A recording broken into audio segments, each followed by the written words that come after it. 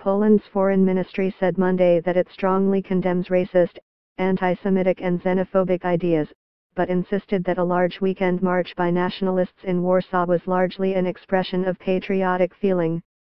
The ministry said that the march Saturday on the Independence Day holiday was a great celebration of Poles, differing in their views, but united around the common values of freedom and loyalty to an independent homeland.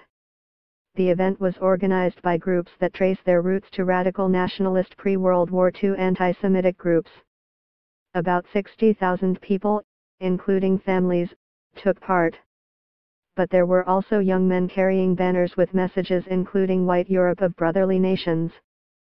Some carried the Celtic cross, a white supremacist symbol, and there were reports that people chanted slogans against Jews and had anti-Islam banners. Police detained 45 counter-protesters who blocked the march's path, but didn't act against any of those expressing extremist views. On Monday, a small group of civic rights activists protested what they saw as the authorities' failure to respond properly to the behavior of the nationalists.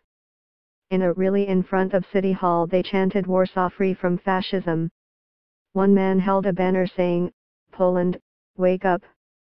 Fascism is coming." They then proceeded to a police station to protest there too.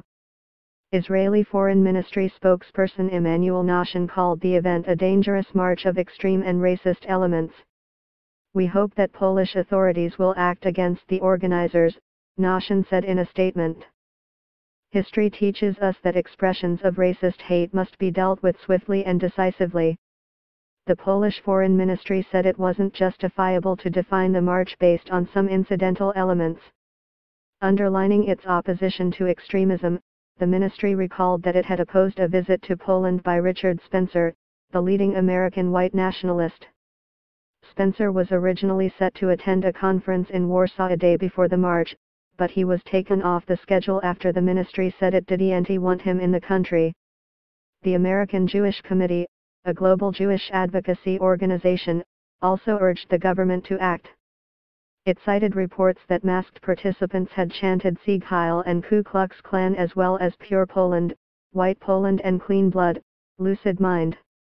Agnieszka Markowicz, director of AJC's Warsaw Central Europe office in Warsaw, said the holiday was seriously marred by hateful, far-right throngs that threaten the core values of Poland and its standing abroad.